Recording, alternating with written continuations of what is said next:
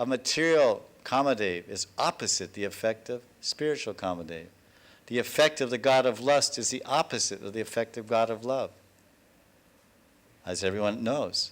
So touch, uncontrolled touch, and the example of that in the animal kingdom from Puran is the elephant, the Hathi. So powerful, king of the jungle, sometimes defeats the lion. Usually the lion defeats him, but sometimes that's why the lion challenges him. Sometimes the elephant picks up the lion with his trunk and flips him, and he lands on his neck and breaks it. The elephant defeats the lion if he's aware. So the lion attacks secretly and jumps on his back and bites his neck. But straight on, then it's dangerous. He can lose if he's a stupid lion. There are a few stupid lions also. The powerful king of the jungle, the elephant, the symbol of power, the symbol of royalty, the very symbol of Bharat Varsha. Isn't it? No, it's lions, excuse me. It's the lion, Singha. Teen Singha. But Singha and lion. But kings ride on elephants, not lions. Right? And the king's wealth is measured by how many elephants he has, not how many lions. His queens are his lions. No. That's a bad joke. His queens are his lions. Anyway, pronounce. I mean, Shastra says something like that, but we'll keep that reserved. So now the elephant, he has although he's so powerful and so famous in the whole jungle, the whole animal kingdom, the elephant, everyone runs. When he walks, everyone runs and bows down, moves out of the way when the elephant comes. But he can't control his sense of touch. He wants to touch the Padmini with his trunk. He wants to wrap his trunk over the female elephant, the Paki, the pachyderm. In Latin, the elephant is called pachyderm. He wants to touch his spouse or his consort, irresistibly so. How do you think they catch the king of the jungle and put him in the Delhi Zoo or the Brooklyn Zoo or the Moscow Zoo? They go out there and say, come on, we're taking you to Moscow. Do you want to go? Yeah, let's go. They have to capture him. They have to catch him. How do they catch him? With the sense that he can't control, his sense of touch. They dig a big pit in the forest, his natural habitat. They dig a big hole, bigger than an elephant, too deep to jump out. Elephants don't have much jumping power. Elephants can't jump like a rabbit or a deer. They're pretty heavy objects. And they don't run very fast. So they make a big hole, and they cover it over with banana leaves and all kinds of things, and little sprinkled dirt, everything. And then they get some female elephant in heat. She's in season.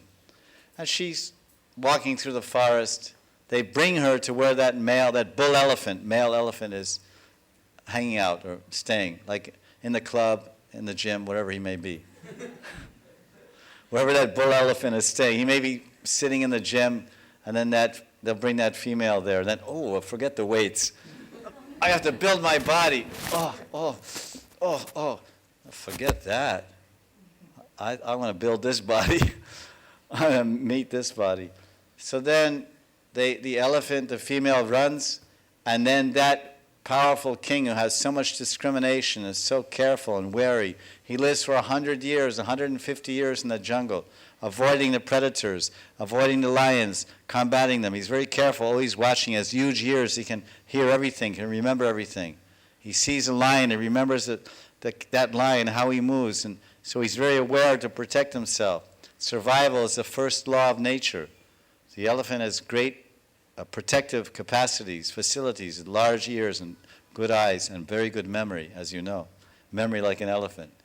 So he's living 120 years, he's living so long, but he can't control his desire to touch. He can control every other desire, but simply to touch the female. So he runs after that female because of lust. Sparsha ananga vardhanam grihita manasa. His intense desire to touch that lady or man, applying it to human beings, it expands every moment as he looks at the object of touch. I have to touch her. I have to have that female elephant. I want to touch her, put my trunk on her, put my trunk around her and be with her, embrace her. I want to put my arm around that thin waist of that beautiful elephant. Thin waist of that beautiful elephant? That's interesting.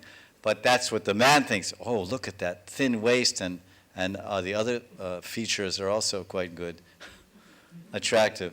I want to wrap my arm around there and sweep her off her feet and this and that.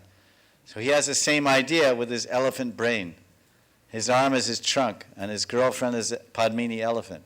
So he runs after her. He doesn't notice the big hole, but it's camouflaged and disguised with normal terrain of the forest, earth and leaves and everywhere like that. He runs, oh, wait for me, I want to touch you, I want to put my arm around you.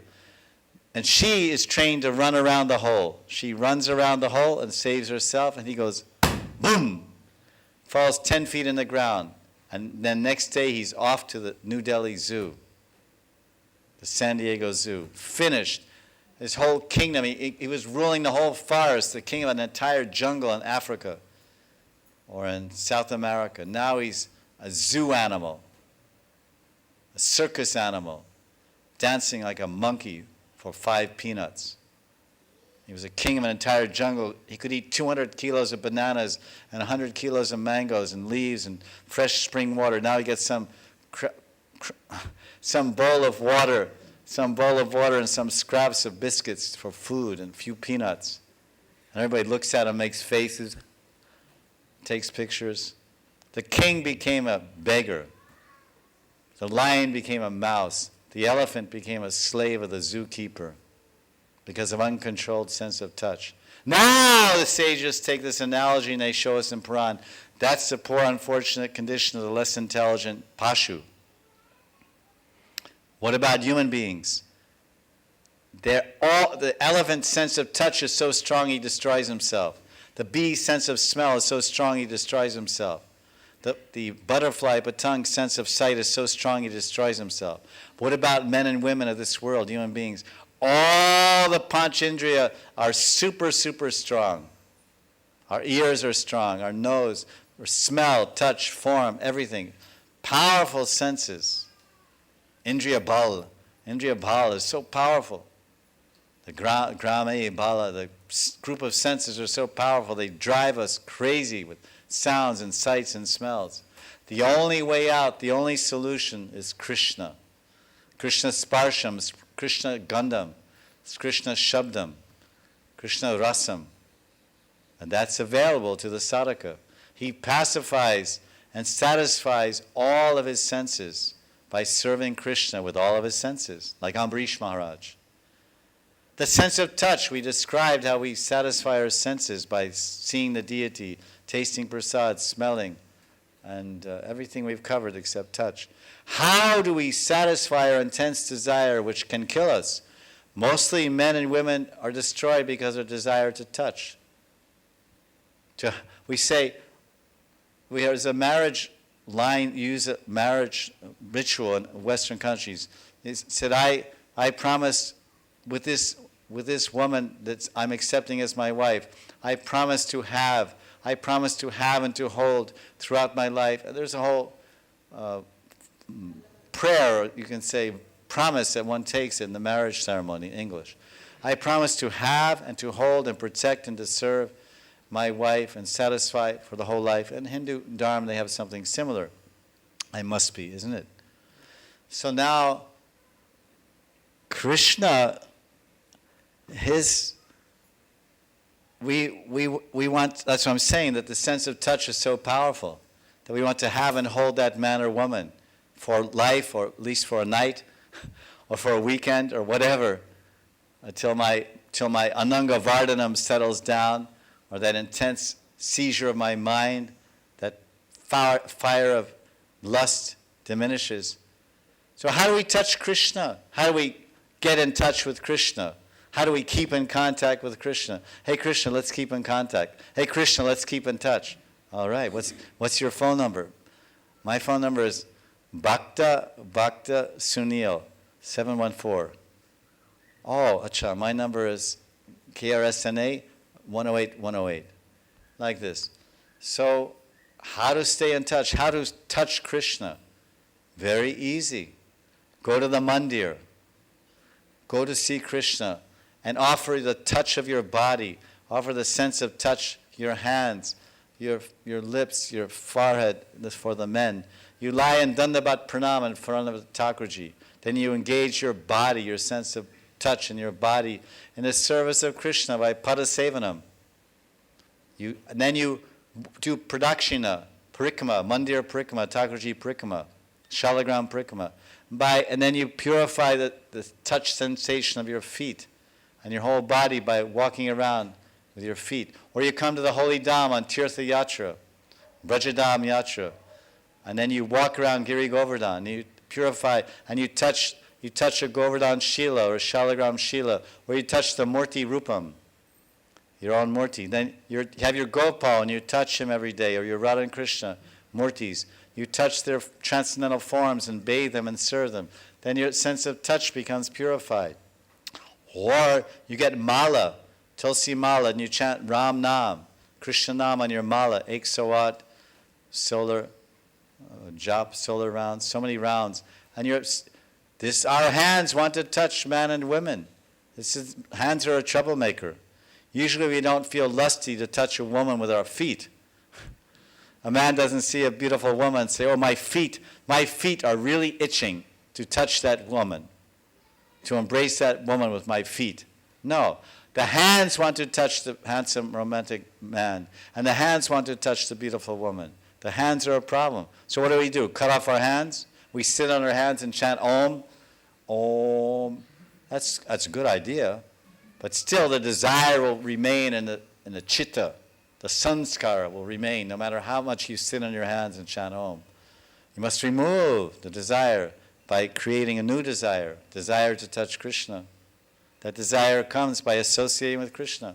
Touch his murti, touch his holy dham, touch his temple. Krishna's mandir is Tadiyanam.